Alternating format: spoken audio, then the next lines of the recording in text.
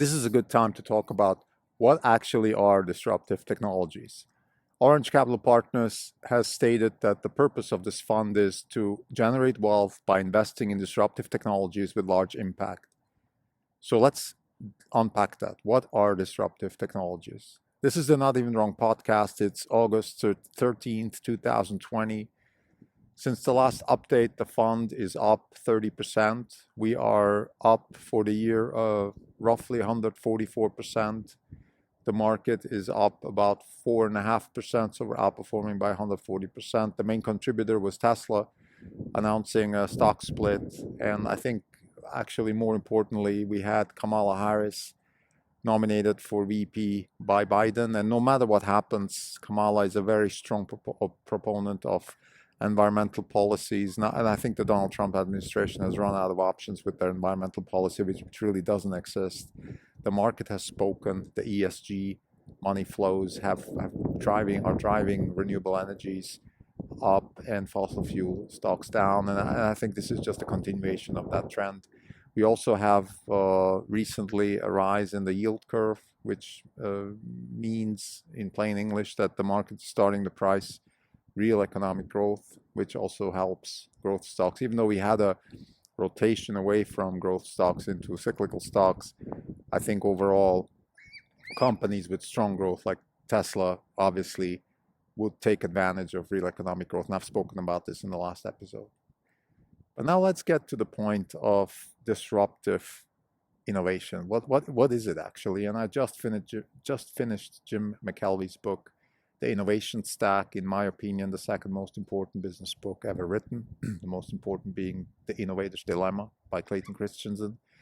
Both books are about how to create very, very strong businesses in markets that are either non-existent or adjacent to existing markets. I would say there are three important ideas that overall help conceptualize what actually wealth creation really means. One idea is Clayton Christensen's idea of disruption. One idea is the innovation stack by Jim McKelvey, and one is the 0 to 1 concept by Peter Thiel. All of these concepts, ideas, books deal with the same problem. How do you create something big out of nothing? It's very important because all of these ideas end up in a non-linear, non-incremental type growth. And this is really what wealth generation is. According to Clayton Christensen, the only real economic growth can only happen through disruption, and therefore is really much more important than we think. And I think for us in the wealth generation business, other than disruption, there really isn't anything we can invest in to generate wealth. There are things you can do if you manage money. You can invest in incremental growth. You can invest in growth that is maybe somewhat less stellar, but those are different perspectives. And in our opinion, after inflation, taxes, and volatility adjusted, those returns are not very interesting. So wealth generation is really what we're in the business for, and that's what we're focusing on. So what is disruptive? What are disruptive technologies? Jim McKelvey talks about disruption as being really the building of an innovation stack.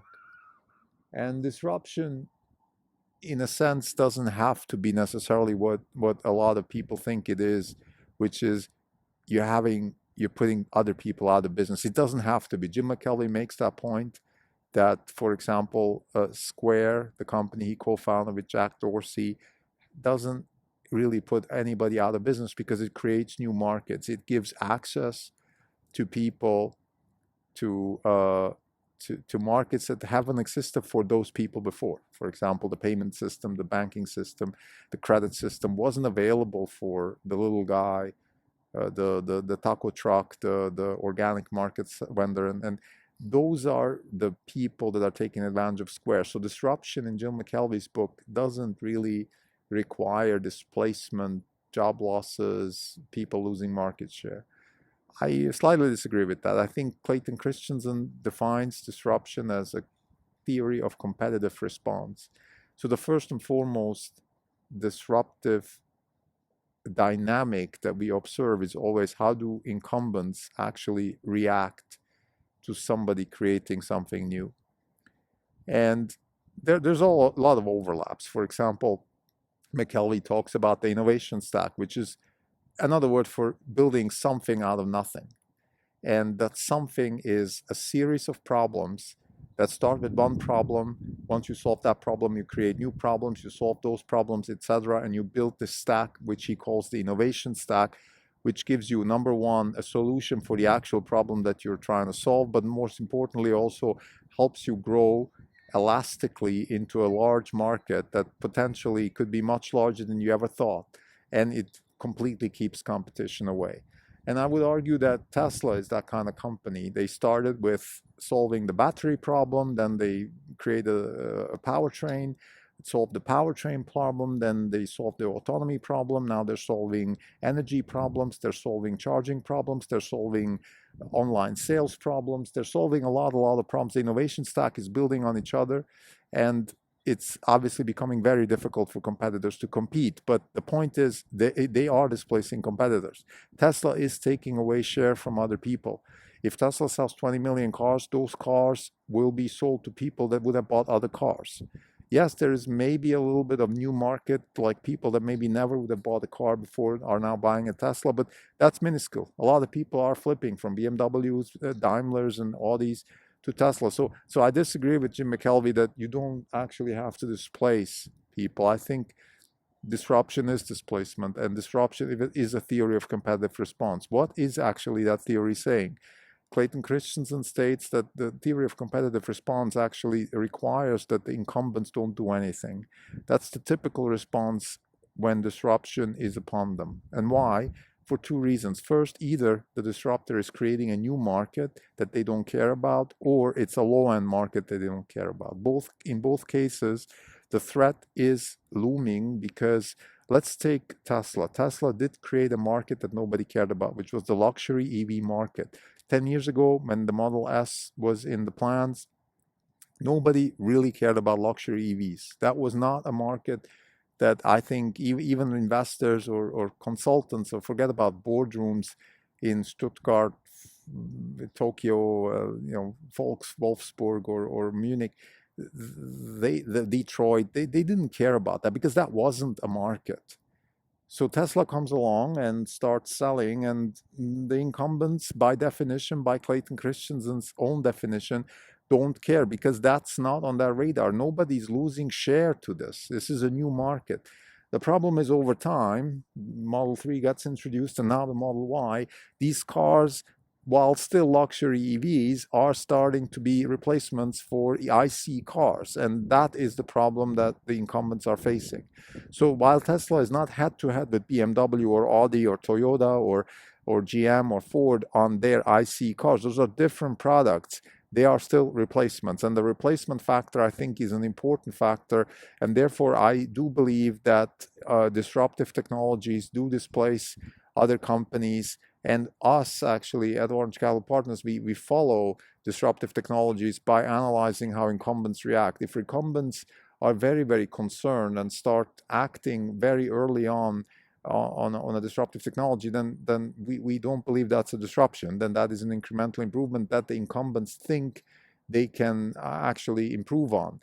While real disruption, I mean, you have these examples in many cases, not just in technology. I've mentioned several times on this podcast how the beer industry got disrupted by Boston Beer. Same thing.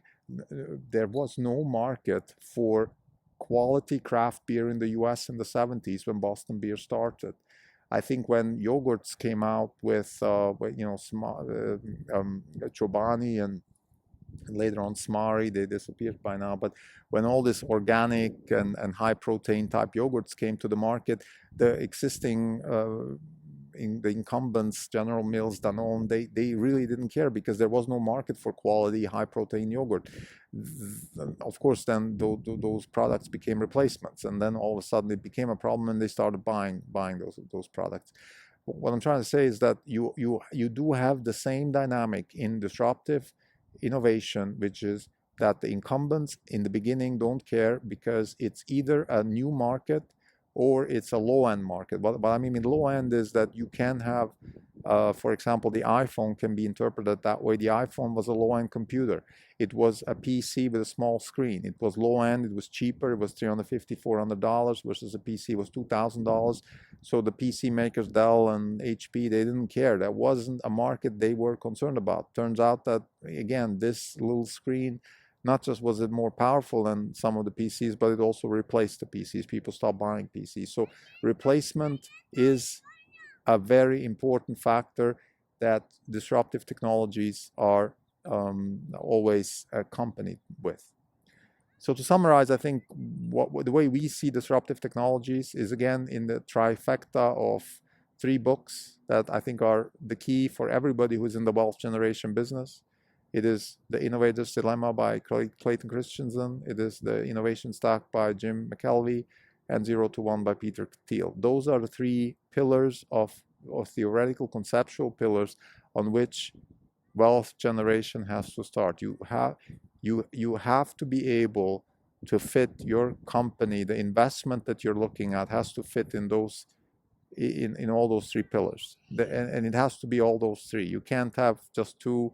You can't have just some sort of competitive response, but you're not building an innovation stack and you're not following the 0 to 1 concepts that Peter Thiel is pointing out that are absolutely crucial when you're building companies from scratch, which are typically companies that are built in the disruptive realm.